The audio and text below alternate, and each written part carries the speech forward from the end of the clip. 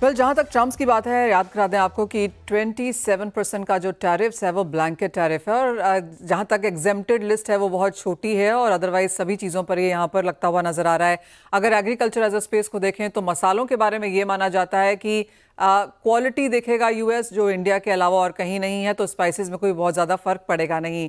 चावल की अगर बात करें तो वहाँ पर भी कोई बहुत ज़्यादा फर्क पड़े ऐसा लगता नहीं है। तीसरी चीज़ ऑफ कोर्स यहाँ पर टेक्सटाइल्स को लेकर है, चौथा फर्टिलाइजर्स को लेकर है। लेकिन अगर टेक्सटाइल की भी अतुल जी यहाँ पर बात की जाए, जिस तरह से हमारे टैरिफ्स हैं, जिस तरह से बाकी कंपटीशन के जैसे बांग्लादेश वगैरह के टैरिफ्स हैं, उनके हमसे भी ज़्यादा हैं। अब तक ये बाजार काफ़ी पॉजिटिव थे। आपको लगता है एक रिलेटिव फ़ायदा यहाँ पर भारतीय बाजारों को आता हुआ नजर आएगा?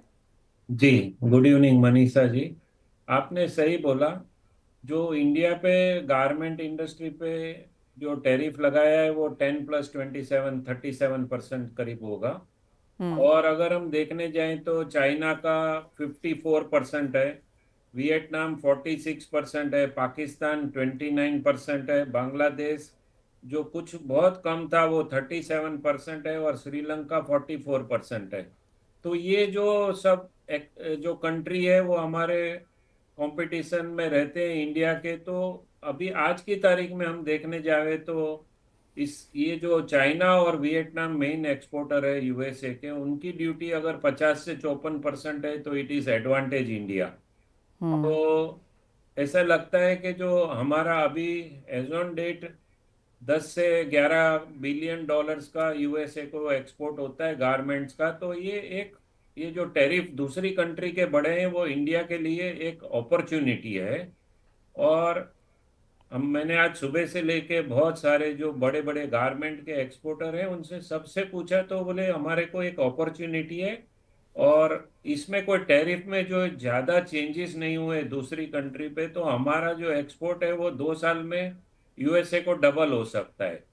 सो हम ये पॉजिटिव देख रहे हैं।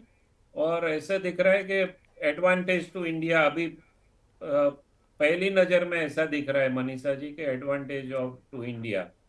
और अगर आज देखें आप अगर स्टॉक मार्केट में तो जितने भी गारमेंट एक्सपोर्टर है, बड़े बड़े टेक्सटाइल यूनिट है, सबके हम्म। स्टॉक आज भागे हैं। 5% से लेके 20% तक की सर्किट है मनीषा जी।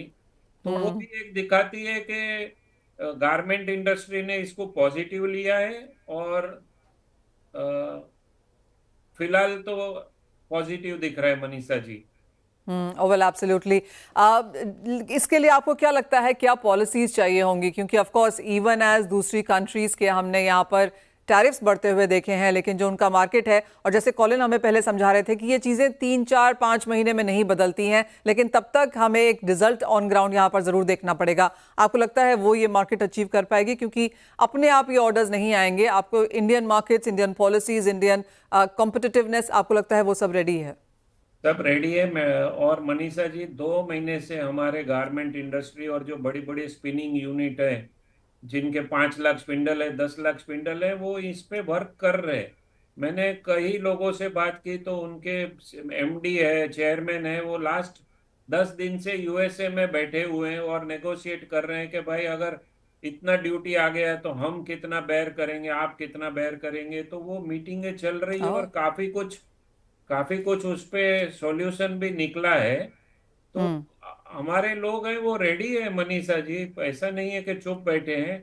वो भी काम कर रहे हैं, यूएसए में बैठे हुए हैं। मैक्सिमम जो बड़े बड़े ग्रुप है जिसका गारमेंट का बहुत बड़ा एक्सपोर्ट है यूएसए मार्केट में, वो सब वहीं बैठे हुए हैं Manisha ji. All right. So आप कह रहे हैं कि इंडियन इंडस्ट्री और यूएस इंडस्ट्री बात कर रही है और कितना करना है और कितना कंज्यूमर को पास ऑन करना है, कितना जी, एब्जॉर्ब कर सकते हैं, वो वो बातचीत हो रही है। नेगोशिएशन शायद 80 90% नेगोशिएशन खत्म हो गया है। एंड सब रेडी थे कि ये होने वाला है मनीषा जी। वेल एब्सोल्युटली अतुल गनात्रा जी, बहुत शुक्रिया साथ जुड़ने के लिए। तो चलिए, एक बहुत पॉजिटिव था, और जैसे अतुल जी कह रहे थे, आज सिर्फ दो ही चीज़ों में हमने बाइंग आते हुए देखी, एक तो फार्मा और दूसरा यहाँ पर टेक्सटाइल था। बाकी जगह भी बढ़त थी कुछ कुछ शेयरों में, लेकिन ये दो सेक्टर्स क्लियरली यहाँ पर बढ़त दिखाते हुए नजर आए हैं। अतुल जी शुक्रिया साथ जुड़ने के लिए। तो काफ़ी पॉजिटिविटी आप हमारे को बता रहे हो कि अपॉर्चुनिटी है और एक्सपोर्ट्स अगले 2 साल में यहाँ पर डबल होने की भी एक्सपेक्टेशंस हैं, और बातचीत दोनों ही कंट्रीज़ के जो सेक्टर्स हैं वो यहाँ पर करते हुए नजर आए भी हैं। कच्चा तेल आपकी स्क्रीन पर अब लेकर आएंगे, क्योंकि यहाँ पर बात करना बाकी है और यहाँ पर प्राइस मूव काफ़ी बड़ी है। ऑलमोस्ट 4.5-5% तक की गिरावट हमने क्रूड ऑयल प्राइसेस में आते हुए देखी है। अब 5% से भी ज़्यादा की गिरावट MCX पे दर्ज होती हुई। नवनीत, कैसे देखते हैं आप ये करंट प्राइसेस? क्लियरली मार्केट्स को ये लग रहा है कि आगे जाकर इकोनॉमिक स्लो डाउन शायद होता हुआ नजर आएगा। कंट्रीज रिटेलिएट कम करेंगी, नेगोशिएट शायद ज़्यादा करेंगी, लेकिन उन सब के बीच में क्रूड सबसे ज़्यादा पिटा। लार्जली वही माइंडसेट है कि यहाँ पर टैरिफ को रीनेगोशिएट किया जाएगा और अगले 10-15 दिन में आपको काफी वोलेटिलिटी इस रीनेगोशिएशन के बीच देखने मिल सकती है। बट एक पॉसिबल स्पिल ओवर तो ये पॉसिबल है कि यहाँ पर स्लो डाउन डेफिनेट देखने मिल सकता है, not only in US but also China, जहाँ पे 54% लगभग टैरिफ हो गया है। तो मेरे हिसाब से यहाँ पर अगर क्रूड ऑयल की प्राइसेस ऑलरेडी, डिमांड जो सिनेरियो था थोड़ा सा वीक था, और यहाँ पर अगर पॉसिबल स्लो डाउन प्ले होता है तो एक नीजर रिएक्शन ऑलरेडी देखने मिल रहा है। टेक्निकल पैरामीटर्स में भी एक अच्छा ब्रेकडाउन हुआ है which could take prices to about 65.5 65 levels for the WTI। तो डोमेस्टिक स्तरों में मुझे लग रहा है यहाँ से करीब करीब 150 से ₹1.25 की गिरावट और देखने मिल सकती है इन द नियर टर्म। और उसके पहले थोड़ा बहुत अगर पॉज या बाउंस होता है तो that will be an opportunity to sell once again. OPEC एनालाइज की मीटिंग भी है यहाँ पर आज, और हम कुछ बहुत स्टेटमेंट्स वहां से आता हुआ भी देख रहे थे। अगर फंडामेंटल्स की बात की जाए दिनेश जी, तो आप इसे कैसे देखते हैं? And moreover than crude, यहाँ पर जिस तरह से नेचुरल गैस में आज सेल ऑफ देखने को मिला है, यहाँ पर क्या सेंस है? Across the board sell off है मनीषा जी। कोई भी एक्सपेक्टेड देख लो, हर जगह बिकवाली का ही रुख है। और क्रूड जो है 5750 और 6000 का दायरा जो मेंटेन कर रहा था, बड़े मुश्किल से दायरे के बाहर निकला, 6160 के लेवल के आसपास गया और एक सेल ऑफ ये दोबारा 5850 के आसपास आ गया है। तो मुझे लगता है जैसे नवनीत ने कहा 5750 5730 का दायरा दोबारा आएगा, जहां पर कोई सपोर्ट, एक डिमांड जोन बनेगी। और अगर शायद आप सभी को याद होगा तो ट्रम्प जी का ये मेजर एजेंडा ही था कि wanted to reduce crude prices to half, मतलब इनको और घटानी है प्राइसेस, और यही उनका एजेंडा है कि इन्फ्लेशन कम करने के लिए क्रूड को इनको बहुत ज्यादा घटाना है। कोई प्रयास चल रहा है, बट फिर भी लगता है मुझे कहीं ना कहीं 5700 5750 के आसपास दोबारा डिमांड निकल कर आएगी और 59-59-20 के लेवल्स क्रूड दोबारा छू सकता है।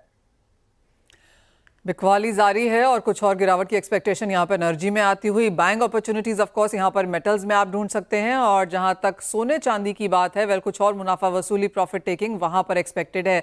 बहुत शुक्रिया दिनेश जी, नवनीत, आप दोनों का ही साथ जुड़ने के लिए, तमाम स्ट्रैटेजीज भी देने के लिए। ऑफकोर्स लंबा दिन रहा है जैसे मैंने कहा, और लंबा होने की एक्सपेक्टेशन भी है, क्योंकि यूएस मार्केट्स कैसे खुलते हैं, कैसे रिएक्ट करते हैं, कैसे बंद होते हैं, क्या नई स्टेटमेंट्स वहाँ पर निकल के आती हैं, उस पर भी नजर होगी। और कल ऑफ कोर्स फिर यूएस का नॉन फार्म पेरोल डेटा है, तो बाजार उसको भी यहाँ पर रिएक्ट करते हुए नजर आएंगे।